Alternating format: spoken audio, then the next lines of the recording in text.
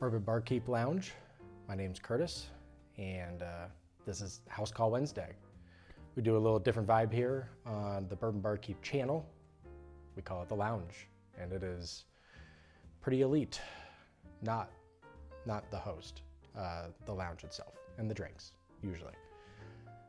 The House Call Wednesday is the house determines what is being poured into the Glencairns without me knowing. The samples can be submitted by you all. We've had a couple of those on the channel. Usually it's my own collection because we don't have that many friends yet. So one day it won't be my collection exclusively. We take glass A, glass B, put it against each other and say, glass A, well done, thou good and faithful servant. Glass B, I never knew you. Shout out to the people that get that reference. And we go from there, and then sometimes Bang for the Buck sneaks in behind them and says, whoa, whoa, whoa, that glass is not $200. That glass is worth $30. And glass B roars into first place. That has not happened yet in terms of the roaring, but I'm excited when it will happen. We're gonna jump into glass A here while I give it a nice little swirl so it opens up a bit more, because I don't know how long it's been in these vials.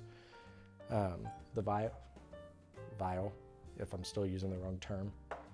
Going ahead, like, subscribe. That at least keeps you in the loop of when other blinds are being posted and other reviews that Noah and I do on Fridays, yes. Glass A on the nose, let's see what we got. Ooh, a lot of vanilla. Loads of vanilla, caramel.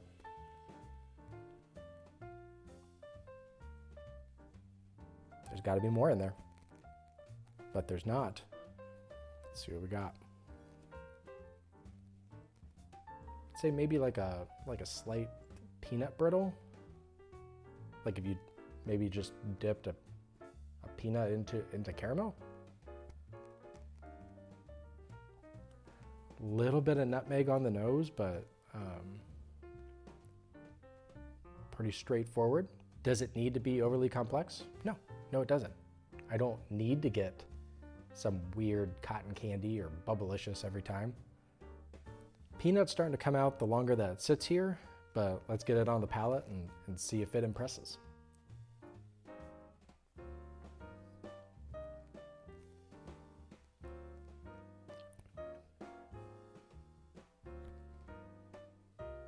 That's not bad. Not bad. A lot more oak. A lot more, I'll go baking spice, but cinnamon definitely had an extra scooch in there. Heavy on the cinnamon in terms of the bacon spice ratios, if you will. A little bit more nutmeg, caramel, vanilla continue. Not overly complex, sits on the tongue very nice. Still got a nice little cinnamon spice kicking in there. Not a ton going on like what we talked about with the nose, but what is going on I enjoy on the palate. Let's see what sip 2 has and see if anything else kind of comes out while we've been sitting here. Sip 2 was better. I really enjoyed sip 1. Sip 2 was better. It almost got more viscous. The caramel was thicker. It's like a caramel syrup now instead of just a dash of caramel. The vanilla also kind of came through with a little more girth, if you will. You know, kind of tempted you into go into more of like a flan, potentially, if you're fancy and you enjoy flan, even though I'm pretty sure they sell it frozen at Sam's Club. Little bit of chocolate. Ultimately, it's dominated by still kind of that vanilla, caramel, peanut brittle, and cinnamon for sure. The cinnamon, it kind of leads you down this, hey, I'm really high proof, but then there's almost no hug. So it's not overly warming, but it lingers on the tongue. So the finish is good. It's just not in your chest. So that pros and cons, once again. Really enjoyed that one. Curious to see if it still opens up more, but ultimately we have another competitor. And Glass B is over here like a chained animal waiting to be sniffed. That felt weird, but we're just gonna go down that path. Glass B. That is so much sweeter. A lot of cherry, a lot of grape, more oak on the nose here. I don't feel like I got a ton of oak on the last one. I don't know if that's due to youth or what, but yeah, it's much brighter. The oak is there. It's like a dried oak. Sometimes you get like this damp oak that was left out in the rain. This one is a nice, freshly cut oak, and you're here for it. But not the sawdust. The sawdust was left behind, if you will. There's a nice brightness to where I kind of want to go down this orange peel road, but you're definitely looking behind the curtain of a cherry grape vanilla curtain. Let's see what the palate has. Cheers.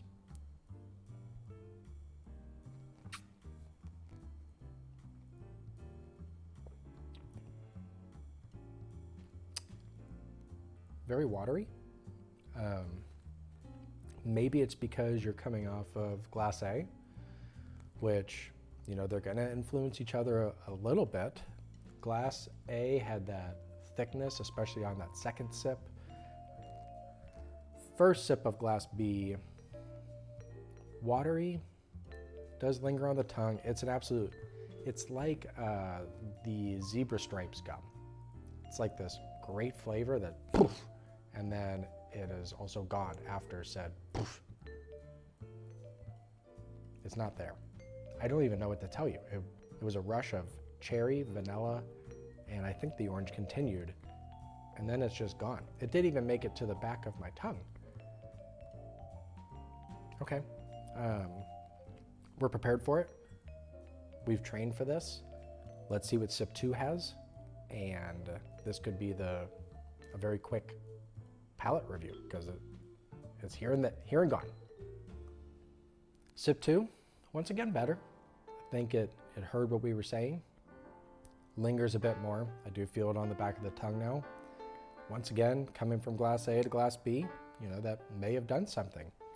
It's still kind of nose to palate, kind of straight through here to where vanilla, cherry, there's a nice leather on the finish.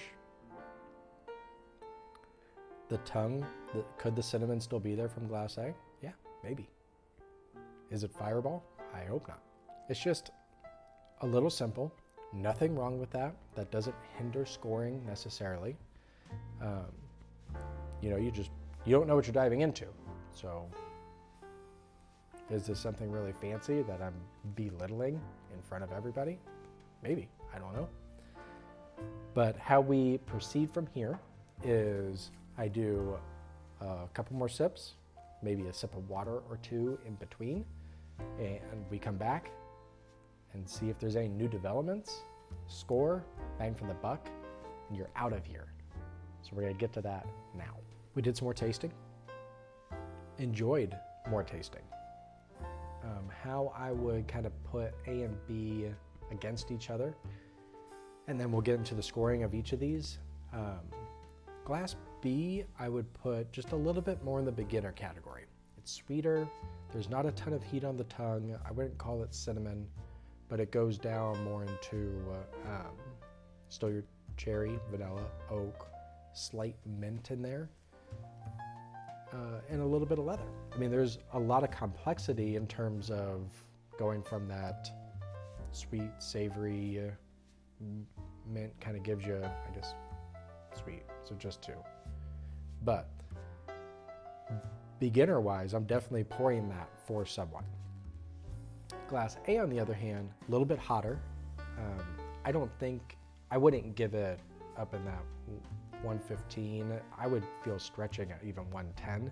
The cinnamon's hot. Kentucky Hug, still not really there in said esophagus. my palate in terms of Glass A, I enjoyed it more. It doesn't go to the ultra sweet to where I feel like that would wear me out a little bit quicker, whereas Glass A with kind of that peanut brittle, syrupy thickness, if you will, I'm a little more here for. So which is why we try and go through these tasty notes to where you may not want that cinnamon lingering on your tongue like a hot tamale, if you will. You may want to gravitate towards something a little sweeter, and there's nothing wrong with that. So we'll get into the scoring. Glass A, it's really good. I don't know price, I don't know age, and I certainly don't know label. I have a feeling in terms of a couple distilleries when it comes to the peanut note that kind of kept coming out to where it could be in that line. I hope it's not super expensive. So if it is, bang for the buck will be here too, to equalize. But senses, nose, enjoyed it greatly. Palate, enjoyed it greatly. It's firmly in the good stuff category. It's not great, and I don't mean that in terms of it's bad. It's very good. So we'll go with a 74. I don't want to get too close to great, because it's not. It's pretty straightforward, not overly complex, but I'm here for it. 74. Glass B, as we've addressed, not my particular palate, but I very much enjoyed it. So it will be close, even though it doesn't sound like it. 72. A little lower on the good stuff scale, a little more closer to pleasurable. This would be a great summer pour. So come July, I could definitely see myself enjoying that pour a little bit more, but it's gonna have to be really hot out.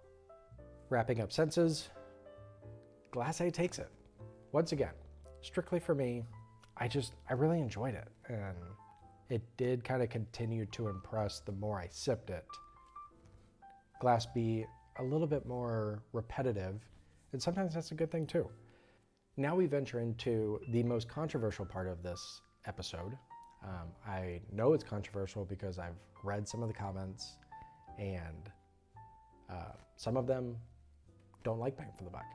And I tend to agree, because it's extremely difficult when it comes to, well, is it how much would you pay, or is it what you're getting for the dollar that you actually spent?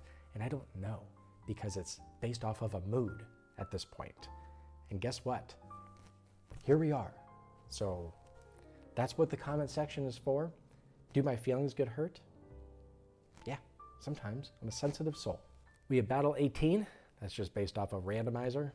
A randomizer. I feel like I skipped a syllable there. And it told me 18. So I grabbed our two here. We got 49 and 67. And based off our Google Forms, we have two $40 bottles. That does not bode well for Glass B if they wanted to come out on top. At $40, I mean, I could see myself paying 55. I'd go up. Really good. Savory, but also sweet. Mostly sweet. I should flip that, but here we are. We'll go 78. Really enjoyed it. I don't know what's gonna push bang for the buck into the 90s, but yeah, for 40 bucks, I feel like 55, an extra 15. Yeah, pretty good. Glass B, on the other hand, with it being a little straightforward, has a place in the collection for sure, more in the spring, summer category. Sip it by the pool. I wouldn't call it a mixer. I would like a little more meat on my mixers, personally. Let's do 72. Once again, I mean, really enjoy it. Would be a great beginner pour for sure. One that I'm here for, and kind of hit the gambit of tasty notes, cherry, vanilla, mint. Oh, yeah, let's do that. So unshockingly, Glass A nailed that in the coffin. However, let's do the reveal. And I mean, if one of these is an 18-year-old whiskey, I mean, bang for the buck at $40, that's going to increase a bit because you're not going to put out an 18-year-old whiskey at $40. At least I don't think so. So I'm going to look down so I can actually reveal to myself what we're actually drinking. So glass A is Knob Creek 9-year 100 proof. Drank a little bit hotter than 100 proof. 9 years at $40. Man, that's crazy. An Eagle Rare 10-year at 90 proof. Now, are you finding Eagle at 40? Probably not.